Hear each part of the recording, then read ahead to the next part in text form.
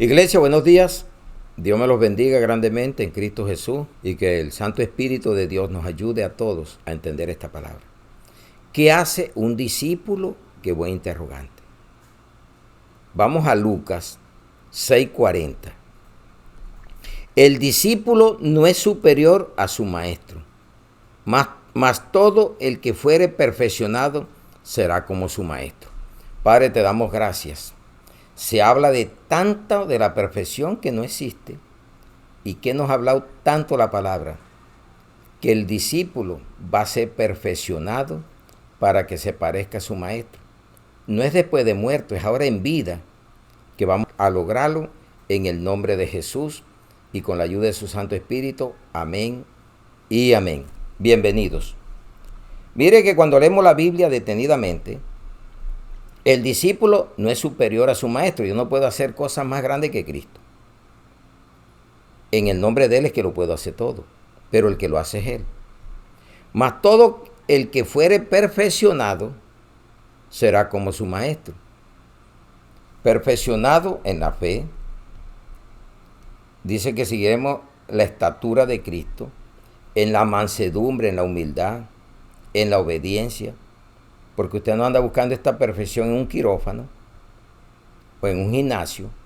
Anda buscando en la palabra. ¿A qué nos lleva? El discípulo se deja perfeccionar al obedecer la palabra. Ahí es donde vamos a ser igual a Él. Porque Jesús obedeció la palabra. Mire que en Mateo 10, 24 al 25. El discípulo no es más que su maestro, ni el siervo más que su señor. Bástale al discípulo ser como su maestro y al siervo como su señor. Si al padre de familia llamaron Belcebú, ¿cuánto más a los de su casa? Cualquiera que se quiera hacer más, le hace como Satanás. Quiso ser mayor que Dios, ponerse más arriba y lo tiraron abajo. Entonces usted mejor sea manso y humilde y espere, pero nunca diga que usted hizo más que Cristo. Hay otros que quieren crucificarse para hacer lo que Cristo hizo ya, porque para ellos no vale. O quieren saber más que el Señor. Y hay unos que ayunan hasta más que el Señor. Yo hice 50 días de ayuno, dice el uno, dice el otro, dice 60. No, mi hermano. Usted nunca va a ser mayor que el maestro. Aquí el mayor es Cristo. Es la primera cosecha, la primera primicia, y nosotros somos la segunda. Siempre estamos alcanzándolo a Él en la estatura, en la fe, en la obediencia, en lo que nos vaya pidiendo día tras día para irnos perfeccionando. Porque con una sola ofrenda hizo perfecto para siempre a los santos. Entonces no tiene que andar perfeccionándose en ninguna parte. Ya usted cuando obedece totalmente es perfecto. Tiene el mismo espíritu, la misma mente. Tiene el mismo parecer, el mismo sentir. Se arma del mismo pensamiento que se armó Cristo. Y para vivir el resto que falta en la carne, pero haciendo el deseo del espíritu y no de la carne. La palabra macete en griego es discípulo, alumno, aprendiz, hermano. En español, discípulo es persona que aprende con respeto a lo que se le enseña. ¿Quieres ser un discípulo? Aprenda.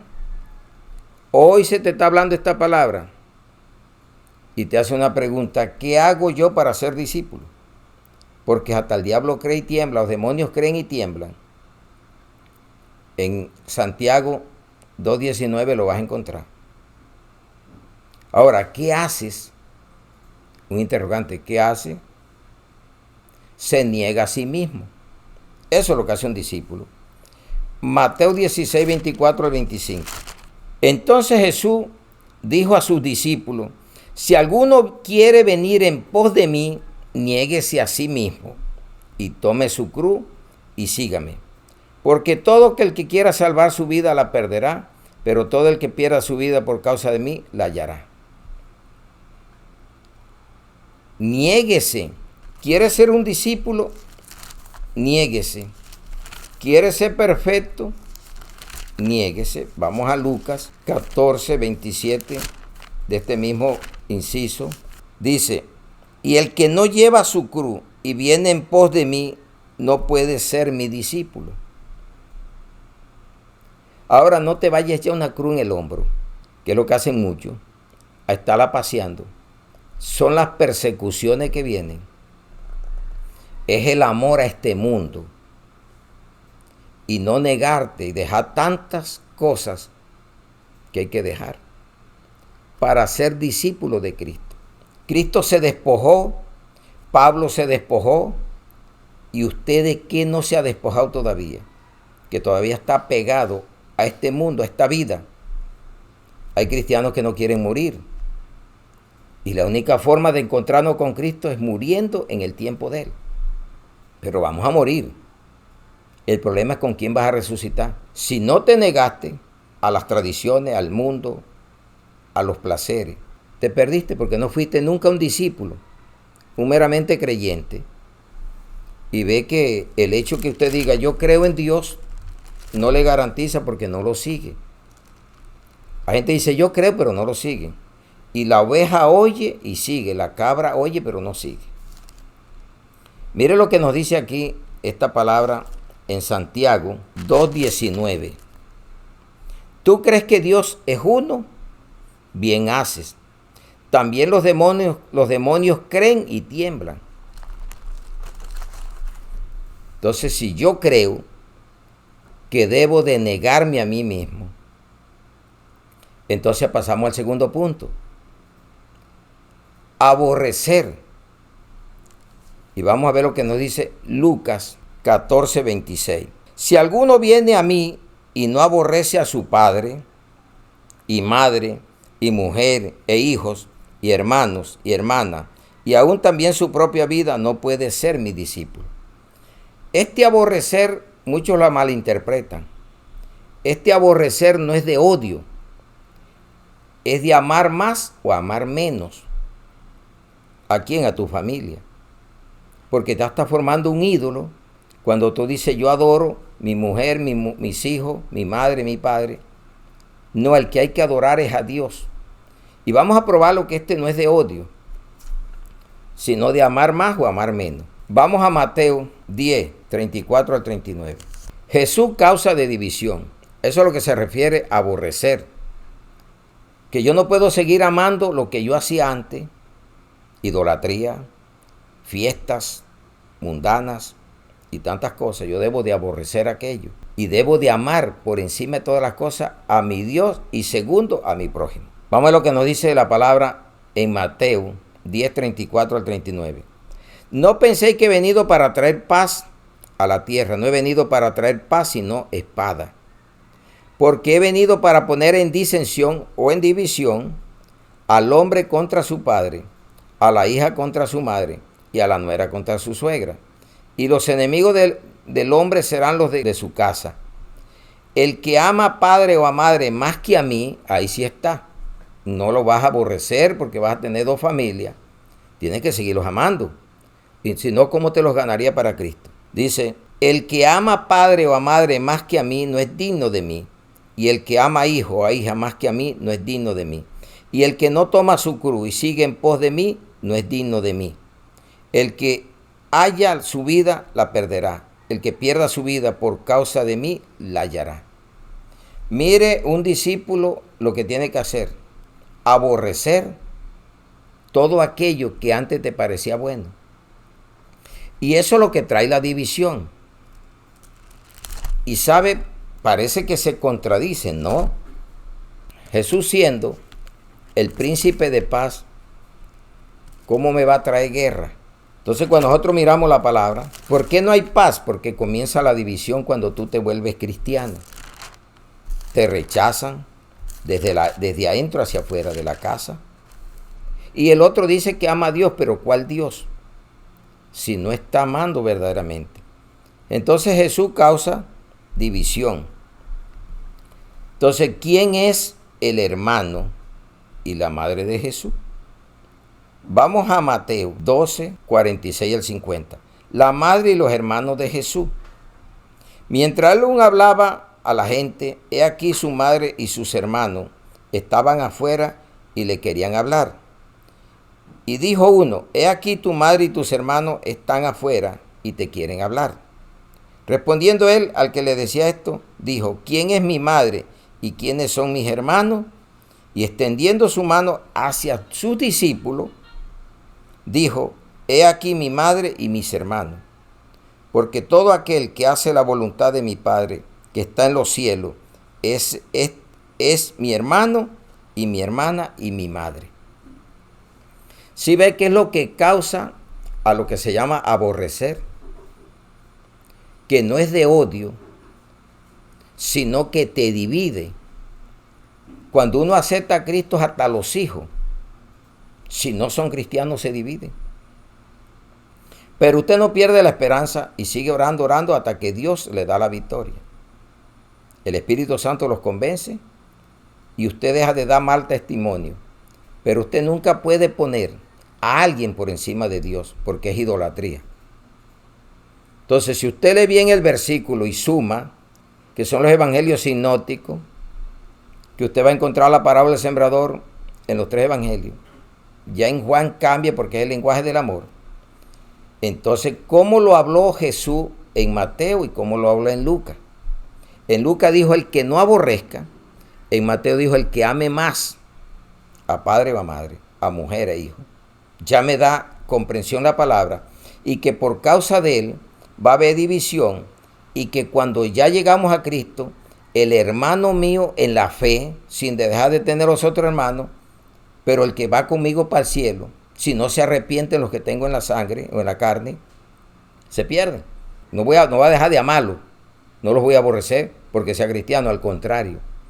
Hay que amarlo, pero no aceptar lo que usted hacía cuando usted estaba también en la carne. Eso es lo que hay que aborrecer. Las borracheras, la idolatría, las tradiciones, cuantos festejos hay que llevan al alcoholismo y a cosas que Dios no le agrada.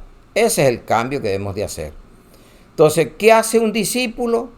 Se niega a sí mismo, aborrece todo aquello que no sirva, que es pecado. Tercero, renuncia a todo lo que posee. Vamos a Lucas 14:33.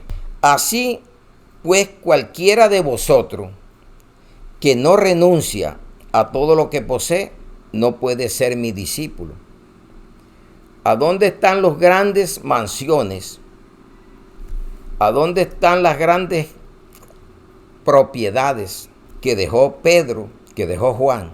¿Tú eres discípulo? ¿Estás dispuesto a hacer lo que te está pidiendo hoy la palabra? De compartir, de ayudar, no de volverte un avaro. Lucas 18 al 30, el joven rico. Un hombre principal le preguntó diciendo, Maestro bueno, ¿qué haré para heredar la vida eterna? Jesús le dijo, ¿por qué me llamas bueno? Ninguno hay bueno, sino solo Dios. Los mandamientos sabe, no adulterarás, no matarás, no hurtarás, no dirás falso testimonio, honra a tu padre y a tu madre. Él le dijo, todo lo he guardado desde mi juventud. Jesús oyendo esto le dijo, aún te falta una cosa. Vende todo lo que tienes y dalo a los pobres y tendrás tesoro en el cielo y ven y sígueme. El discípulo oye y sigue. La cabra no sigue. Oye pero no sigue, ni se despoja. Entonces él oyendo esto se puso muy triste porque era muy rico. Al ver a Jesús que se había entristecido mucho, dijo, cuán difícilmente entrará en el reino de Dios los que tienen riquezas. Porque es más fácil pasar un camello por el ojo de una aguja que entrar un rico en el reino de Dios. ¿De cuál rico habló? Del que no se despoja, del avaro, del que tiene su confianza puesta en la riqueza. Y los que oyeron esto dijeron, ¿quién pues podrá ser salvo? Él les dijo, lo que es imposible para los hombres es posible para Dios. Entonces Pedro dijo, he aquí, nosotros hemos dejado nuestras posesiones y te hemos seguido. Algunos dicen, ¿pero qué tenía Pedro? Sí, dejó la lancha que tenía, los chinchorros, dejó su familia. ¿Usted sabe lo que dejó Pedro por seguir a Cristo? ¿Qué no quieres dejar tú para seguir a Cristo? Hágase esa pregunta usted.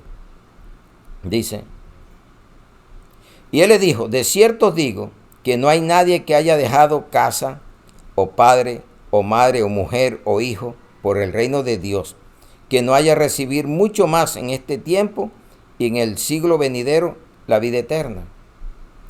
Todo lo que tú dejes por Cristo será remunerado en el tiempo final, cuando estemos con Él.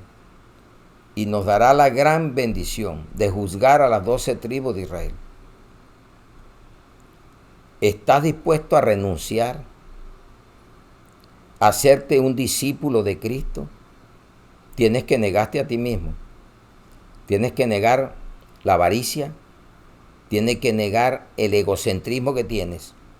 Y volverte un cristiano, un discípulo de Cristo. Aborrecer todo aquello que Dios aborrece. Todo aquello que es abominación para Dios, hágalo usted también. Renuncia a lo que posee. No quiere decir que lo vas a desborotar, no sirva. No ande depositando, no te vas a llevar nada. Ayuda todo lo que pueda. Con estas riquezas, es lo que nos dice la palabra. Y no que estés atesorando tanto, haciendo tesoros aquí, donde la polilla y el orín acaban. Hazlos para el reino de los cielos. Mire que en Lucas 16:9, y yo digo, ganad amigos por medio de las riquezas injustas, para que cuando éstas falten os reciban en las moradas eternas. No es malo el dinero, malo es lo que tú puedes hacer con él. Pero si haces el bien, tampoco vas a quedar en la ruina, porque Abraham era rico, Job era rico, pero ¿qué hacían con el dinero? ¿Tenían la confianza puesta en el dinero o la tenían en Dios? Porque mire lo que nos dice Pablo a través de la carta que le manda a Timoteo. Y vamos a ver lo que dice la palabra en primera de Timoteo 6, 17 al 19. A los ricos de este mundo manda que no sean altivos, ese es el problema. No es que no tengan plata. La altivez es un hijo del diablo. Ni pongan la esperanza en la riqueza. Eso es lo que viven esperanzados, las cuales son inciertas, sino en el Dios vivo, que nos da todas las cosas en abundancia para que las disfrutemos. Que hagan bien, que sean ricos en buenas obras, dadivosos, generosos, atesorando para sí buen fundamento para lo porvenir, que echen mano de la vida eterna. Amén, gloria a Dios. ¿Qué hace un discípulo? Se niega a sí mismo, aborrece lo que no le agrada a Dios, renuncia a todo lo que posee, ya te expliqué cómo renuncia. Cuarto, permanece en la palabra. Juan 8, 31 al 32. La verdad os hará libres. Dijo entonces Jesús a los judíos que habían creído en él: si vosotros permaneciereis en mi palabra, seréis verdaderamente mis discípulos, y conoceréis la verdad, y la verdad os hará libres. Permanencia. De lo contrario, no damos fruto. Hay que permanecer en la palabra. Y mire lo que nos dice ahí mismo en Juan 15, 7. Si permanecéis en mí y mis palabras permanecen en vosotros, pedid todo lo que queréis y os será hecho. No como te han dicho. Venga y pida, Dios le dará y hará cosas mayores. Pero ni siquiera se ha negado a sí mismo. No aborrece aquello, principalmente la avaricia. No renuncia a esas cosas y no permanece en la palabra. Pero si permanece en la palabra y ha hecho lo anterior, Dios te concede. Pida, porque mire lo que nos dice Hechos 6, 7. Y crecía la palabra del Señor y el número de los discípulos se multiplicaba grandemente en Jerusalén. También muchos de los sacerdotes obedecían a la fe. Vas a pedir, vas a ganar almas. Vamos a ver que van a aumentar los discípulos, porque usted permanece en la palabra, pero ya se ha despojado de lo anterior. Y así va a llevar fruto. Vamos al quinto. Llevar fruto. Juan 15, 8. En esto es glorificado mi Padre, en que llevéis mucho fruto, y seáis así mis discípulos. Y si usted no lo hace, dice que el hacha está puesta a la raíz de los árboles y será echado al fuego. ¿Quiere glorificar al Padre a través de Cristo? Lleve fruto. Vamos a Mateo 3:10, la predicación de Juan el Bautista. Y ya también el hacha está puesta a la raíz de los árboles. Por tanto, todo árbol que no da buen fruto es cortado y echado en el fuego, que no da buen fruto. Porque hay gente que está dando malos frutos. ¿Ya? No son frutos que agradan a Dios por lo que está haciendo. Entonces, dé buen fruto. Y mire que no está puesta el hacha en las ramas, porque vuelve a retoñar. Está puesto en las raíces. Es para que nunca más, y será echado al fuego eterno. Mire que en Tito 3:14 nos dice algo bien hermoso. Aprendan también los nuestros a ocuparse en buenas obras para los casos de necesidad, para que no sean sin fruto. Generosos, servidores, buenas obras, para que no sean sin fruto. Entonces estamos viendo qué hace usted para ser un buen discípulo.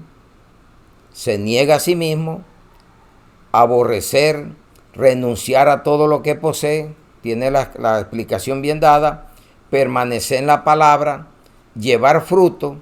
Y 6, el amor. Juan 13, 34 al 35. No, que yo amo a Dios, pero estás haciendo buenas obras que le agradan a Dios. Te compadece del necesitado o estás en la avaricia. Un mandamiento nuevo os doy, que os améis unos a otros como yo os he amado, que también améis unos a otros. En esto conocerán todos que sois mis discípulos, si tuviere amor los unos con los otros. Eso es lo que debemos de hacer. Que todo lo que usted haga, lo haga con amor. Si va a servir, no se esté quejando. Si lo va a hacer con quejabanza, con murmuraciones y contiendas, mejor no haga nada. Todo lo que haga, que le nazca del corazón. Que usted se sienta que está agradando a Dios. Mire lo que dice 1 Corintios 16:14. Todas vuestras cosas sean hechas con amor. ¿Qué hace un discípulo? El punto 6. Ama verdaderamente. Y todo lo hace por amor. ¿Sabe por qué? Porque es fruto del Espíritu Santo. Gálatas 5, 22 al 23. Sin este no lo hace, no hace nada. Dice, mas el fruto del Espíritu es amor.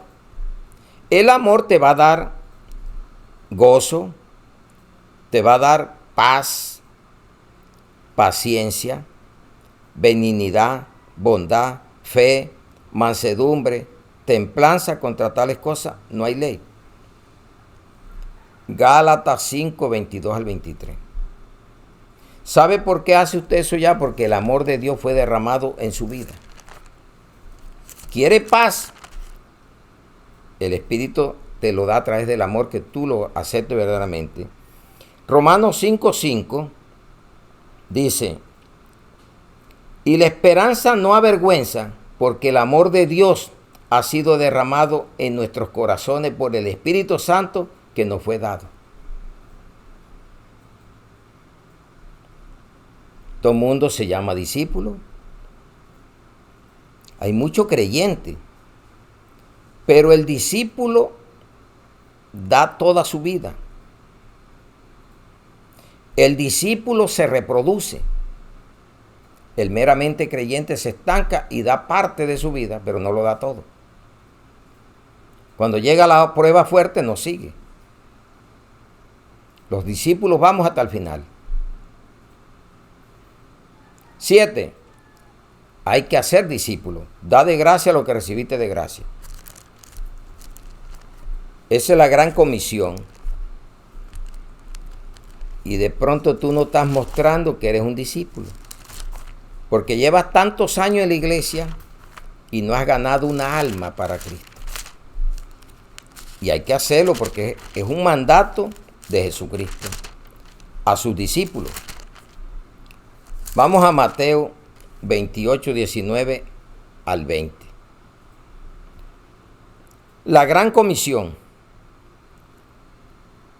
Entonces dice la palabra: por tanto, id a ser discípulos a todas las naciones, bautizándolos en el nombre del Padre, del Hijo y del Espíritu Santo, y enseñándoles que guarden todas las cosas que os he mandado. He aquí que yo estoy con vosotros todos los días hasta el fin del mundo. Amén. Gloria a Dios. Entonces un discípulo da de gracia. Si hace lo que hizo su maestro, lleva el mensaje, lleva fruto. Hechos de los Apóstoles 26 al 28. Entonces Agripa dijo a Pablo: por poco me persuades a ser cristiano. Mire que fuimos avanzando de discípulo. Ahora, ¿qué es un discípulo? Un verdadero cristiano. En Hechos de los Apóstoles 11, 26, cuando se le llamó por primera vez a los discípulos cristianos en Antioquía. Y se congregaron allí todo un año con la iglesia y enseñaron a mucha gente. Y a los discípulos se le llamó cristiano por primera vez en Antioquía. Ahora, ¿qué es un cristiano? Un discípulo. ¿Qué es un discípulo? Un cristiano verdadero. Pero esto tiene enemigos. Cuando usted se vuelve un verdadero discípulo, comienza los enemigos. Vamos a ver los enemigos. Traje 3. Juan 6, 60 al 71. Palabra de vida eterna. Cuando Jesús les dijo que era el pan de vida, que el que comiera de su cuerpo, comía de su carne, comía el pan, bebiera de su sangre, ellos no entendieron. Al oírlos, muchos de sus discípulos, dice que los del mundo, dijeron: dura esta palabra, ¿quién la puede oír? El discípulo aguanta los azotes, aguanta cuando Dios lo exhorta, lo corrige. El creyente dice: me voy, ya se metieron con mi vida, no aguanta, porque es un meramente creyente. Sabiendo Jesús en sí mismo que sus discípulos murmuraban, para eso son muy buenos muchos de esto, les dijo: ¿esto os ofende? Pues que si vieras al Hijo del Hombre subir a donde estaba primero, el Espíritu es el que da vida, la carne para nada aprovecha. Las palabras que yo os he hablado son espíritu y son vida. Pero hay algunos de vosotros que no creen, porque Jesús sabía desde el principio quiénes eran los que no creían y quién le iba de entregar. Y dijo: por eso he dicho que ninguno puede venir a mí si no le fuere dado del Padre. Desde entonces muchos de sus discípulos volvieron atrás y ya no andaban con él. Apostasía. Esa es la que estamos viendo hoy en día.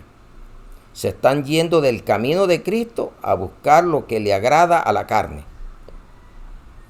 Y dijo entonces Jesús a los 12: ¿queréis acaso oírlo también vosotros? Él no apechichaba. Ahora hay que creer que hay que tenerlo. Ay, mire, no se les puede hablar porque se van. Mi hermano, se le fueron a Jesús por la verdad. Malo es que se vayan por estar echando tu mentira. ¿Ya? Le respondió Simón Pedro: Señor, ¿a quién iremos? tú tienes palabra de vida eterna. Y nosotros hemos creído y conocemos que tú eres el Cristo, el Hijo del Dios viviente. Jesús le respondió, ¿no es escogido yo a vosotros los 12 y uno de vosotros es el diablo? Hablaba de Judas Iscariote, hijo de Simón, porque este era el que le iba a entregar y era uno de los 12. Le dijo, mi querido Judas, dijo, ese es un hijo del diablo. No que lo engendró físicamente, pero que ya lo había engendrado espiritualmente. Porque los demonios no engendran físicamente, engendran espiritualmente.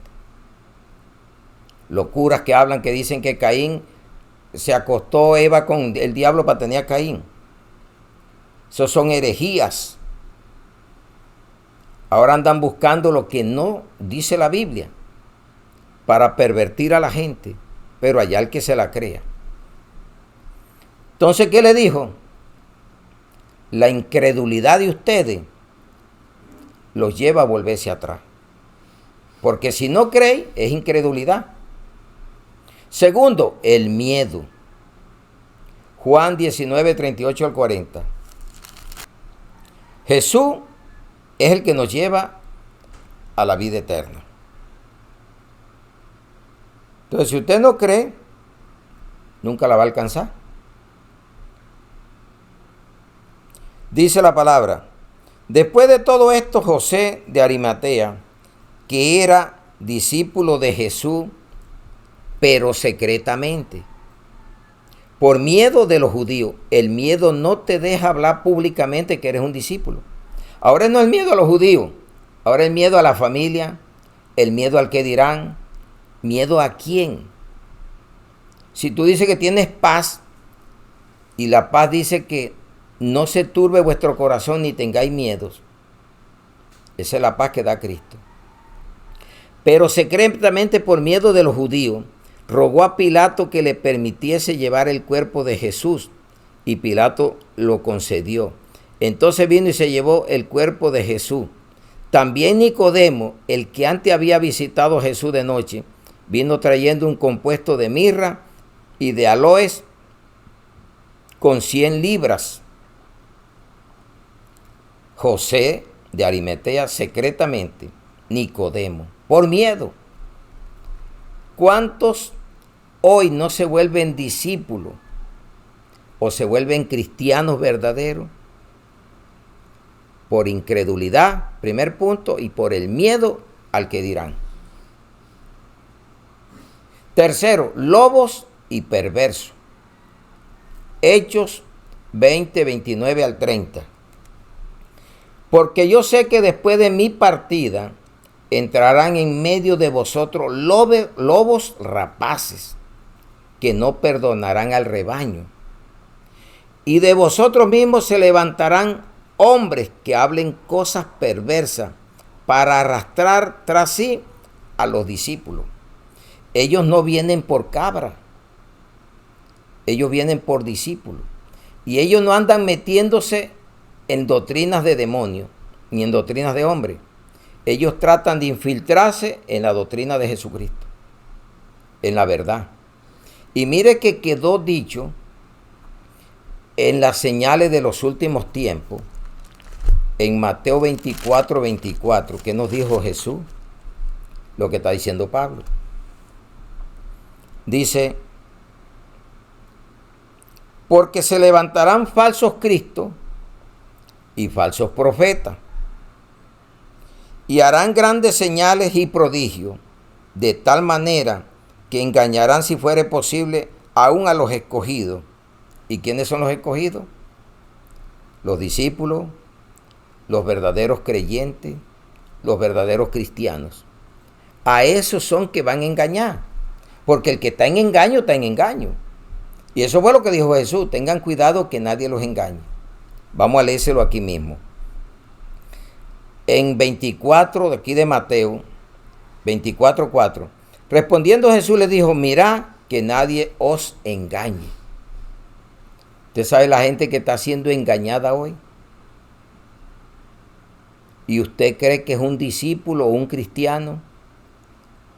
y está siguiendo doctrinas de demonios, doctrinas de hombre, siga la doctrina de Jesucristo. Hágase un verdadero discípulo, pero mire todo lo que le toca. Negarse a sí mismo, aborrecer, renunciar a todo lo que posee, permanecer en la palabra, llevar fruto, el amor que sea el amor ágape y hacer discípulo. Pero esos enemigos de la incredulidad, el miedo y los lobos y hombres perversos van a destruir. Entonces, iglesia, concluimos. Imitar a Pablo, imitar a Jesús.